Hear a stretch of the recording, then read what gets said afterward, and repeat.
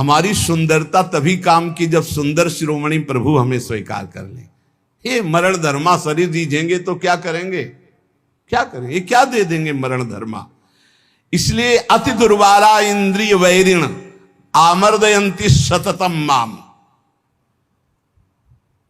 गौर से देखो तो प्रभु दिखाई देने चाहिए, अन्यथा कुछ नहीं है इनमें।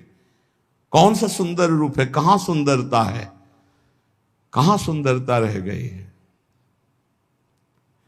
बहुत विचित्र स्वभाव। आज जो हमारे समाज का स्वरूप बिगड़ता चला जा रहा है, बुरा जरूर लगेगा, लेकिन बाबा जी हैं, अगर हमारी बात नहीं तुम्हें समझ में आएगी तो तुम्हारी हिम्मत नहीं कि कोई कहे, इसीलिए हिम्मत से कह रहे हैं। ए भाई, ये अंग प्रत्यंग ढकने के लिए है, अंग प्रत्यंग ढकने के, इनकी पवित्रता, इनकी उज्जवलता, इसको आप बिखेरो मत। आपका चरित्र महान तो आपका जीवन महान हो जाएगा। इससे आप महान नहीं बन जाओगे, इससे महान नहीं बन जाओगे, नहीं। जितना पवित्रता, गांव के बड़े बूढ़े से, अब हमें तो पता नहीं, लेकिन हम अपने सामने देखा है इतना तुरंत हो गया। बूढ़ी बूढ़ी का पानी लाना तो पानी, घर में घुसेंगे तो ऐसे पूरा घर सावधान, एकदम ऐसे बड़े बुजुर्ग। मर्यादाएं थी, पवित्रता थी, उसी का परिणाम राष्ट्र भक्त, भगवत भक्त, प्रेमी संतानें होती थी, चाहे बच्चा हो चाहे बच्ची हो, एक से एक उज्जवल कीर्ति वाले। आज बच्चा बच्ची ऐसे हो रहे हैं, अपने माता पिता को पीट रहे हैं, अपमानित कर रहे हैं, मनमानी आचरण कर रहे हैं, और कह दो तो ऊपर से अंकुश आ जाए। तुम होते कौन हो कहने वाले, कौन होते हो कहने वाले? कोई किसी को कह नहीं सकता। नहीं, हम इसलिए कह सकते हैं कि हम शास्त्र, संत, गुरुजन, इनका अधिकार है समाज पर, और समाज का इनके ऊपर अधिकार है। अगर हम गलत हैं तो पूरा समाज विरोध कर सकते हो, और अगर तुम गलत हो तो हम पूरे समाज का विरोध कर सकते हैं।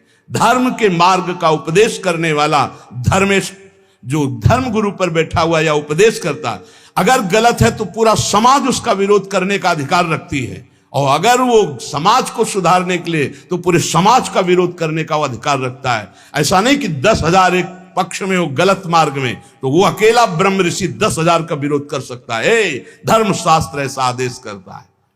आप विचार करके देखो, भगवान श्री राम जी को आदेश हुआ, तापस वेश विशेष उदासी 14 वर्ष राम वनवासी। भगवान नंगे पैर सारी, लेकिन कैसी मर्यादा से सिया जी को, जहां नाव पे चढ़ाना है तो सीय चढ़ाई चढ़े रघुराई। आगे जानकी जो हर व्यवस्था, हर सोच, थोड़ी सी चूक जानकी जी की तरफ से लीला विस्तार के लिए लक्ष्मण जी को उपस्थित वचन दिला के गए थे कि एक क्षण के लिए जनक नंदिनी को अकेला मत छोड़ना, पर जानकी जी ने जाओ, राम जी संकट में, दोनों उनका काल के भी महाकाल का संकट कौन, माता आप ऐसे वचन मत बोलो।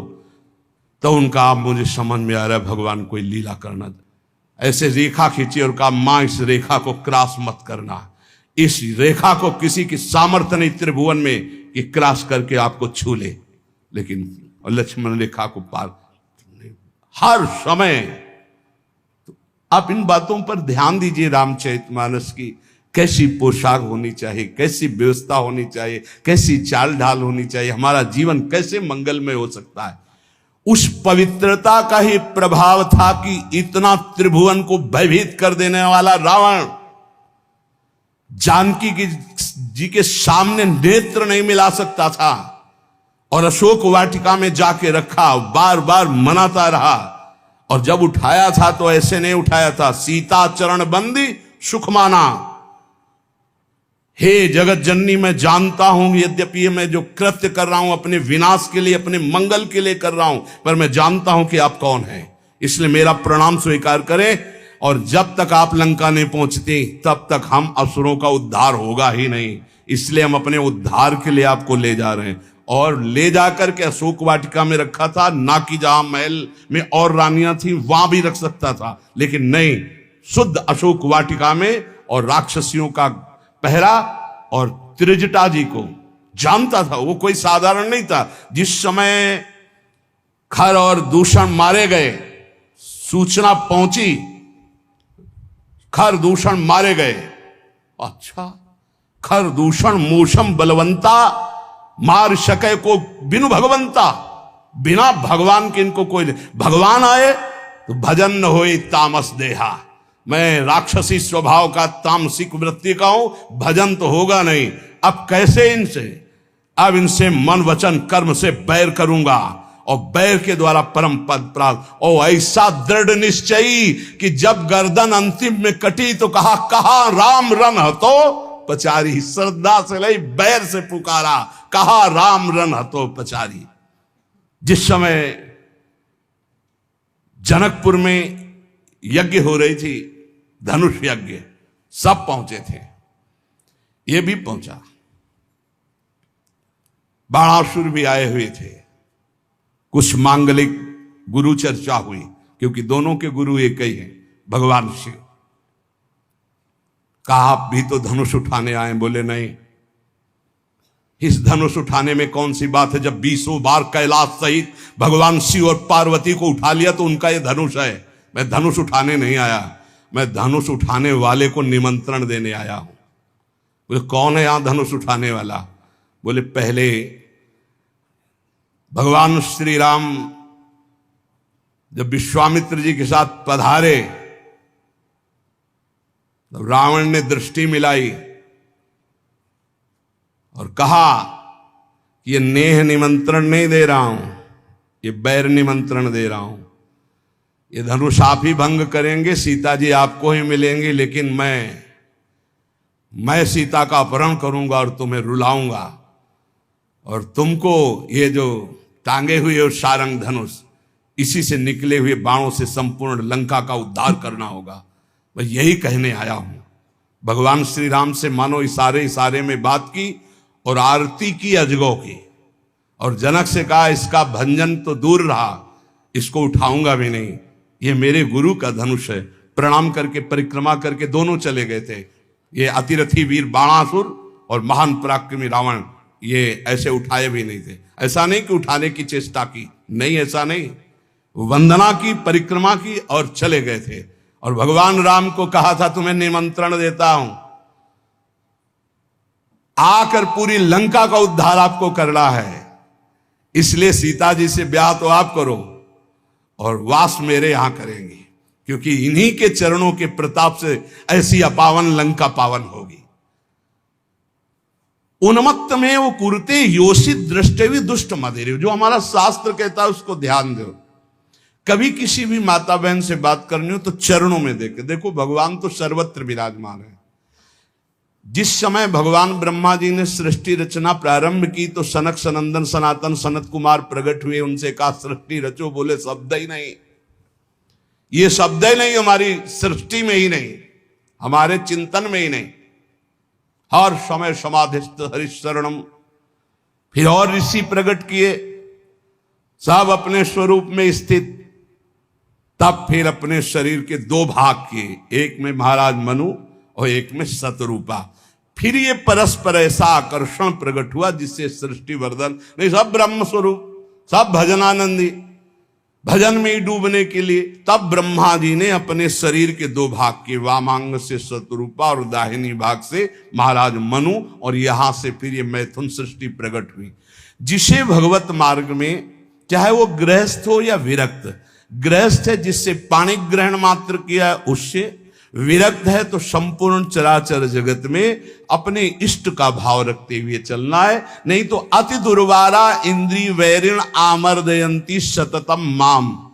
देखो, जब अच्छा साधक कहीं गड़बड़ हो जाता है तो वो अपने जीवन को ही नष्ट कर देता है। ये अपने वृंदावन की बात है कि उधर पानी घाट की तरफ कोई साधक एकांतवास करता। अभी हमसे कल प्रश्न हुआ कि नए साधक को एकांतवास करना चाहिए या सत्संग साधु समागम। तो हम कहा नए साधक को सत्संग साधु समागम करते हुए थोड़ा समय एकांतवास करना चाहिए। जैसे आप आ रहे तो घंटे, 2-4 घंटे, 6 घंटे आपका एकांत में कमरे में भी, और हर समय आप घेरे के अंतर्गत हो। अकेले रहने में, वो भी साधक को साधन में एकांतवास बहुत सावधानी का करना है। मोबाइल तो बहुत ही घातक है, बहुत ही सहायक है। अगर मन चंचल हो रहा है, आप सत्संग लगा लो। मन चंचल को शांत कैसे करें, सैकड़ों सत्संग इस विषय के पड़े हुए हैं। अगर आप सावधान नहीं तो फिर मन चंचल होकर विषय सेवन में ले जाए। अब वो रोज मोबाइल का गलत प्रयोग देख रहे थे, उनको घृणा हुई अपने जीवन से और उन्होंने अपना जीवन शांत कर लिया। यही वृंदावन में क्या फायदा हुआ? जीवन शांत होने से क्या भगवत प्राप्ति हो गई? अगर सत्संग मिलता होता तो कम से कम इतनी हिम्मत तो हो जाती कि मोबाइल को ईंट से कुचल देते।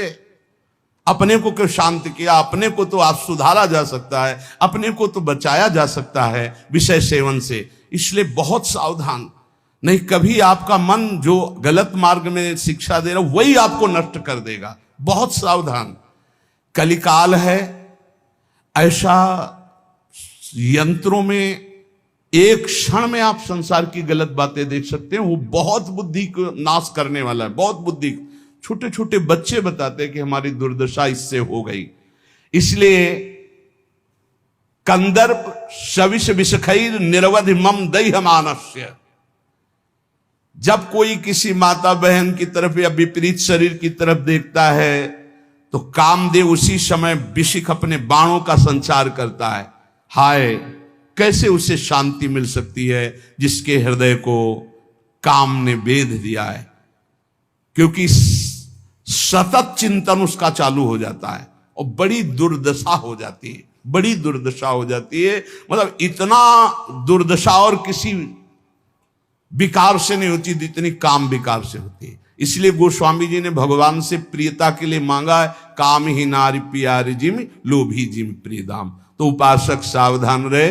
आज सत्संग में श्रीपाद प्रबोधानंद जी ने खास तौर से वृंदावन की बात बताई कि यहाँ ये नित्या निर्विकारा निरवधि गुणाहा प्रपंच से ऊपर उठा हुआ महापुरुष निष्प्रपंचाहा समस्त दोषों से रहित भगवत अनुराग से युक्त होकर प्रिया प्रीतम की दिव्य केली को देखता है। यहाँ कैसा भी दुष्ट स्वभाव का आ जाए उसे भगवत प्रेम मिलता है। पर उपासक को यहां रहते हुए ये सावधानी करनी कि वर्तमान में कभी हमारा कोई विपरीत संयोग, शरीरों का आकर्षण हमें नष्ट न कर दे, क्योंकि प्रिया प्रीतम की महान प्रेम भूमि है।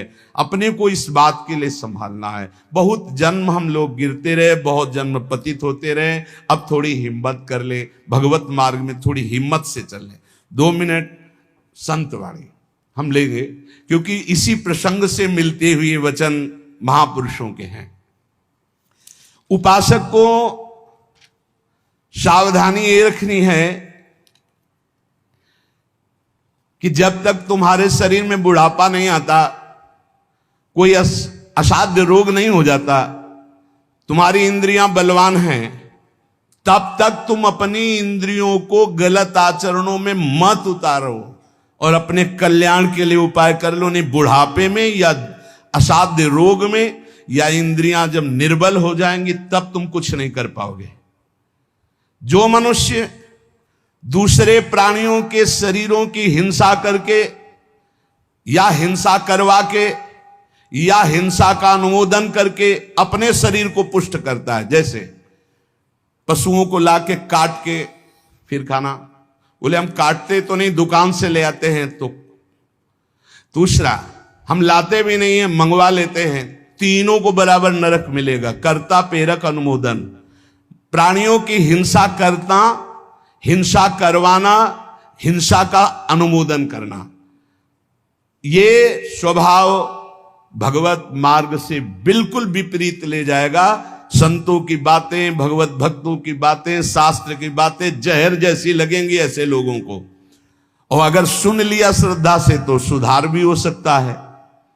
किसी भी तरह से किसी भी जीव को मार करके खाना जो हमारे शास्त्र के विरुद्ध है, वो तुम्हारे लिए हिंसा बहुत बड़ा पाप होगा। जीव तो सब में है, जीव बिना जीवे नहीं। मूरी में भी जीव है, गाजर में भी जीव है, आलू में भी जीव है, अरहर के पेड़ में भी जीव है, उर्द के भी पेड़ में, गेहूं के भी पेड़ में, लेकिन वो हमारे खाने के लिए शास्त्र सम्मत है।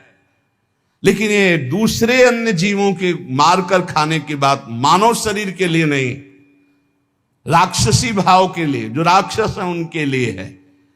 संसार में जितने भी जीव हैं मन से, वचन से, शरीर से जब किसी को दंड नहीं दिया जाता तो अपने सारे पाप नष्ट होने लगते हैं और उसे कोई भी दुख भोगना नहीं पड़ेगा। उसके दुख देने वाले पाप कर्म क्षय हो जाते हैं। सभी जीव को चाहिए कि ये बात समझ लें, सब यहां जीना चाहते हैं, सब अपने शरीर को सुखी रखना चाहते हैं। अगर किसी भी प्राणी को तुम मारते हो या उबालते हो या खाते हो तो तुम्हारा नाश निश्चित है, तुम्हारी दुर्गति निश्चित है। अपने स्वार्थ के लिए, काम से, क्रोध से, भय से यदि किसी को पीड़ा पहुंचाते हो, काम से 4 लोग मिलकर किसी के साथ ऐसा अभद्र व्यवहार करना या मार देना या ऐसा कर देना, तुम ये सत्य समझ लीजिए कि तुम्हारी दुर्गति पक्की है। ये महापुरुषों के वचन है। जो श्रेष्ठ, परोपकारी, निश्चय पूर्वक दूसरों के दुख को दूर करने की बात करने वाले हैं, वही मानव जीवन धारण करने का लाभ लेते हैं। क्रोध से, लोभ से, भय से या हास्य से भी पापकारी बात कभी मत करो। पाप वाली बात हंसी मजाक में भी मत बोलो। जो साधक आत्मज्ञान प्राप्त करना चाहता है उसे चाहिए सत्य बोले, परमित बोले, थोड़ा बोले और संशय रहित बोले, परिपूर्ण स्पष्ट बोले, अनुभूत बोले और वाणी को चंचल ना होने दे, मर्यादा से बोले। ऐसा बोलने वाला साधु परमार्थ की उन्नति को प्राप्त होता है।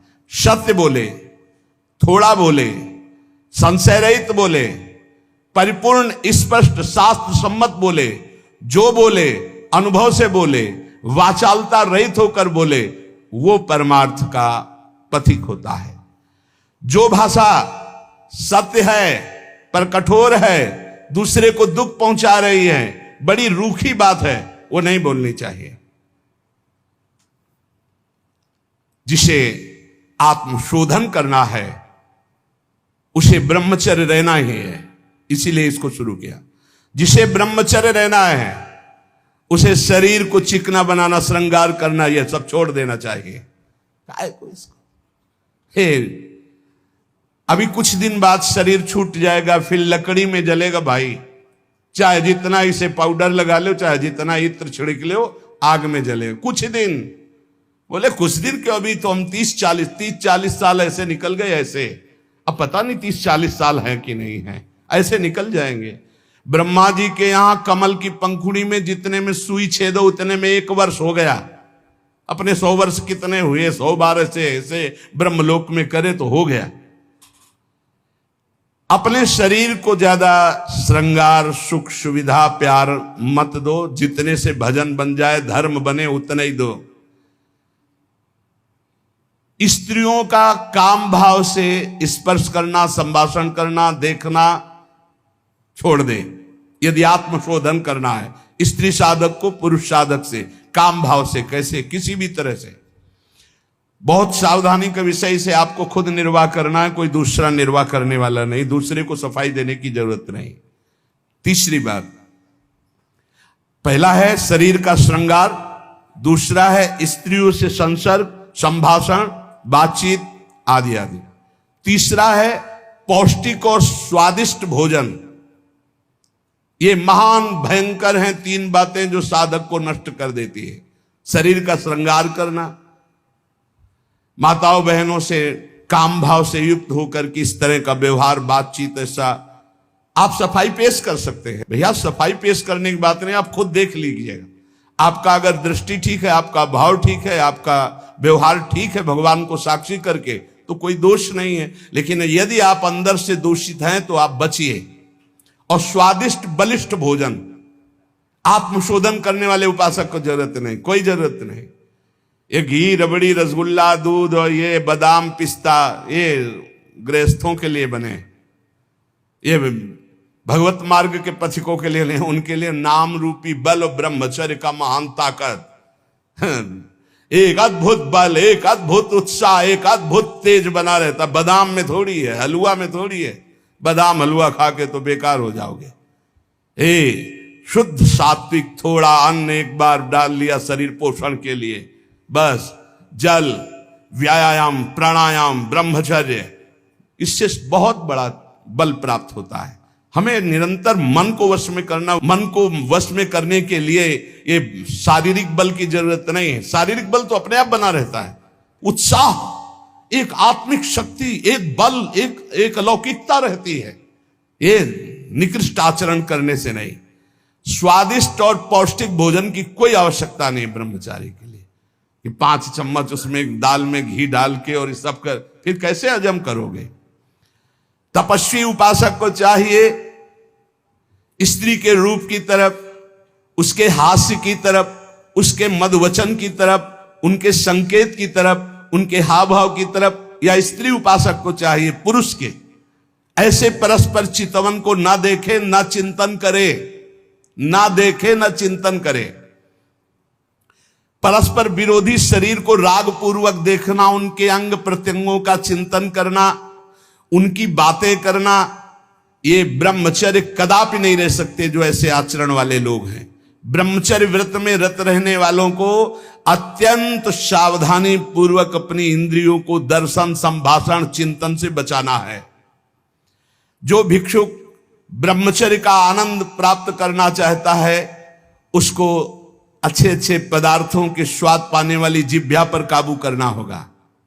हाँ, ये जवानी जो है ये व्यतीत होनी चाहिए तपस्या में, जलने में व्यतीत होनी चाहिए, तो बुढ़ापा में वर्षा हो जाएगी। गर्मी की बात वर्षा आती है ना, जलोगे तपोगे तो वर्षा हो जाएगी। अगर पहले ही भीजे भोगों में पड़े रहोगे तो बुढ़ापा में सड़ोगे। फिर ध्यान रखना, पक्की बात समझ लो। सड़ना जानते हो किसे कहते हैं? अगर ध्यान हो आपको हितधाम में, एक 70-75 वर्ष के वयोवृद्ध वेशधारी जो बोल रहे थे, तो हम दोबारा पुनरावृत्ति नहीं करेंगे बोलने की, वो बोल रहे थे, आप लोगों को ध्यान होगा कि महाराज बचा लीजिए, 75 साल का हूं, ऐसे से ऐसा ऐसा ऐसा। इसलिए ब्रह्मचर्यरत भिक्षुक को चाहिए किसी भी विपरीत शरीर से परिचय न ले, एकांत मिलन की बात ना हो, किसी भी तरह से अपने मन की कमजोरी सामने वाला ना जान पावे। ब्रह्मचर्यरत भिक्षुक को चाहिए कि वासनावर्धक, पुष्टिकारक भोजन, पेय, वार्ता, दृश्य, इनका परित्याग कर दे। जैसे बहुत ज्यादा ईंधन हो तो अग्नि उतने ही ज्यादा बढ़ेगी, ऐसे जितना पौष्टिक आहार करोगे उतने काबाग्नि बढ़ेगी। शरीर का श्रृंगार, शरीर की शोभा, शरीर को सुख आराम देने की भावना वाला कभी ब्रह्मचारी नहीं हो सकता। बहुत सावधान। जब भगवत मार्ग में चले तो अंगूठी की जरूरत क्या है? जब भगवत मार्ग में चले हैं तो किसी भी तरह के आभूषण की जरूरत क्या है? भगवत मार्ग में चले तो कंघा की जरूरत क्या है? भगवत मार्ग में चले हैं तो चिकनाहट लगाने की जरूरत क्या है? सजाने की जरूरत क्या है? वैसे ही तेजों में सजे रहोगे। बहुत सावधानी की जरूरत है और व्यायाम अत्यंत आवश्यक है। ये नहीं कि हम बहुत सेवा करते, नहीं। अरे ब्रह्मचर्य को बचाने के लिए 1 घंटा व्यायाम की जरूरत है। दवा कोई वर्जिश से बेहतर नहीं, नुक्सा है कम खर्च, बालानसेन शक्ति बढ़े, फुर्ती लहे, चोट न अधिक पिराए, अन्न पचे चंगा रहे, कसरत सदा सहाय। कम से कम 1500 दंड बैठक मारियो, फिर 2-4-6 घंटे पद्मासन सिद्धासन में नस नाड़ी एकदम शुद्ध, तब वो ब्रह्मचर्य लगना चाहिए कि ब्रह्मचारी जा रहा है। ये पानी से शुद्ध हो जाओगे, पानी से केवल, जैसा घी लगता है ऐसा पानी लगेगा। प्राणवायु का संशोधन करके प्राणायाम कह नहीं रहा है, हफ्ता भर भोजन नहीं मिला, गंगा जल से काम चलता रहा है।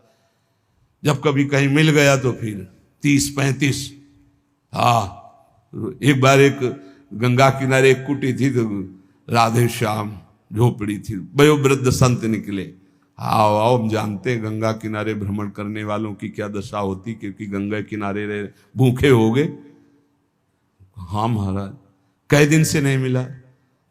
हो गए होंगे 8-10 दिन। बोले बैठो, कोई त्योहार था, गांव से गए, पूरी कचौड़ी मांग के लाए। आप सही मानो इतनी, वो पूरी लाके ऐसे रख दिए, 2-4 ऐसे सब्जी के टुकड़े होंगे भिक्षा में जैसे। हमें यह भी ध्यान नहीं रहा कि इनके लिए पूछे। पूरा राधे श्याम जब पा चुके गंगा जल, हम कहा महाराज आप, बोले हमें पता है, हम शाम के फिर ले आएंगे। बोले हमें पता है गंगा किनारे कैसे होते, क्योंकि अब फिर पता नहीं कई दिन में मिले और कई दिन बाद मिला था। और कभी गैस की गोली थोड़ी कि गैस में कुछ नहीं, गंगा जल। अच्छा, ऐसी स्थिति में रोज आसनों पे बैठना, रोज व्यायाम करना। अभी पता नहीं आजकल के नए बच्चे व्यायाम में क्यों नहीं लगते, प्राणायाम क्यों नहीं करते, क्यों संयम से नहीं चलना चाहते। को बोले समय नहीं है, समय आधा घंटा 1 घंटा तो व्यायाम होना चाहिए। ये व्यायाम जरूरी है, गृहस्थ हो या विरक्त, आधा घंटा व्यायाम। मोटरसाइकिल भी जब चलाते हैं ना लोग, तो पहले रेस में डालते हैं, नहीं एकदम धुआं धुआं करके रेस में, फिर वो एकदम गरम। जब तुम भी रेस में डालो, सुबह उठ के 2 बजे उठे, छत में चले गए 3 बजे तक, दंड बैठक व्यायाम प्राणायाम करके एकदम फुर्सत पाए, सत्संग में ऐसे बैठे। ब्रह्मचारी मतलब आग, ब्रह्मचर्य मतलब आग, आप सच्ची समझो आग। पैर ऐसे पड़े जैसे आग में पैर पड़ते। आग में पैर कैसे पड़ते, ऐसे ब्रह्मचारी चलता है क्या है, जैसे गिलहरी नहीं एकदम टिलटिलाती भागती है, ऐसे ब्रह्मचर्य का जीवन होता। पता नहीं तुम लोगों की बातें समझ में क्यों नहीं आ रही। हाँ, सच्ची बात कहते, ब्रह्मचर्य में खान पान वाली बात की नहीं कि रबड़ी रसगुल्ला हो तब चिकना, वो तो पेट चिकनाएगा, पेट चिकना मिलेगा एकदम। और ब्रह्मचारी के नेत्र होते हैं, नेत्र बोलते हैं, जैसे जंगली सिंह के नेत्र हैं, ऐसे ब्रह्मचारी के नेत्र होते हैं। उसके नेत्र में एक पावर होता है, एक दबाव पक्ष होता है, वो जिस पर नेत्र डाले तो एक बार झुक जाए सामने वाले के नेत्र। ब्रह्मचर्य का ऐसा पावर, देवलोक सहित समस्त देवता उससे नित्य नमस्कार करते हैं जो ब्रह्मचारी होता है। जो भिक्षुक वीतराग शारीरिक और मानसिक ब्रह्मचर्य से परिपक्व, शारीरिक ब्रह्मचर्य और मानसिक ब्रह्मचर्य, मन और 5 ज्ञानेंद्रियों के द्वारा किसी भी विषय का धर्म विरुद्ध भोग नहीं। ये ब्रह्मचर्य धर्म है, ये ध्रुपद है, ये नित्य है, ये शाश्वत है। पूर्व काल में कितने महामुनि इससे सिद्ध हो गए, इसलिए वर्तमान में और भविष्य में भी जो शुद्ध ब्रह्मचर्य का पालन करेगा वो परम पद का अधिकारी होगा। हिंसा, झूठ, चोरी, मैथुन और परिग्रह और रात्रि का भोजन, जो इनको छोड़ देता है वही भिक्षुक सिद्ध होता है। फिर सुन लीजिए, हिंसा मन वचन कर्म से किसी भी जीव की नहीं, झूठ बिल्कुल नहीं बोलना, चोरी किसी की नहीं करना। चोरी का तात्पर्य है अगर किसी का खेत है, किसी की वस्तु है, किसी का अधिकार है, हम बिना पूछे नहीं छुएंगे। अगर वो दतून भी लेनी है और किसी के दरवाजे पे पेड़ है तो हमें इंतजार करना होगा। अगर पता चल रहा है कि गांव समाज की जमीन है, सरकारी जमीन है, किसी का अधिकार नहीं, तो हम उस वृक्ष से भिक्षा मांगेंगे, हमें एक दतून दे दीजिए। ऐसे नहीं है कि हम किसी वस्तु को स्वतः, जैसे गंगा किनारे बारी होती है और उनसे ऐसे आप फल तोड़ करके खा रहे हैं तो आप चोर हैं। यह नहीं कह रहे हमारा, नहीं, किसी की कोई भी वस्तु बिना भिक्षा किए नहीं लेना है। आगे है मैथुन का पूर्ण त्यागी वीतराग परमहंस, बैरागी, किसी भी तरह के अष्ट मैथुनों में से एक भी नहीं। और परिग्रह, दान नहीं, इसीलिए भिक्षा शब्द है। तुम हमें दे रहे हो, हम नहीं लेंगे, हमें जरूरत होगी हम मांग लेंगे, हम भिक्षुक हैं।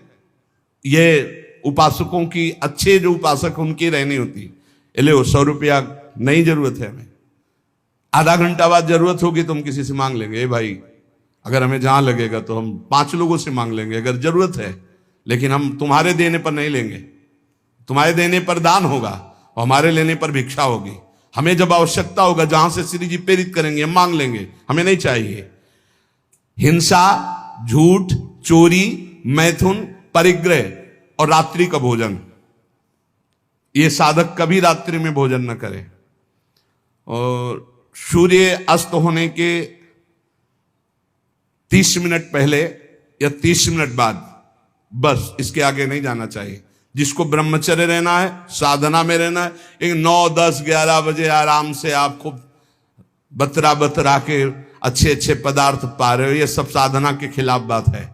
अगर इस समय भोजन नहीं होता 4, 5, 6 सूर्यास्त के 30 मिनट पहले और 30 मिनट बाद तक, फिर आप पानी पी के काम चलाओ या दुग्ध ले लो 200-250 ग्राम।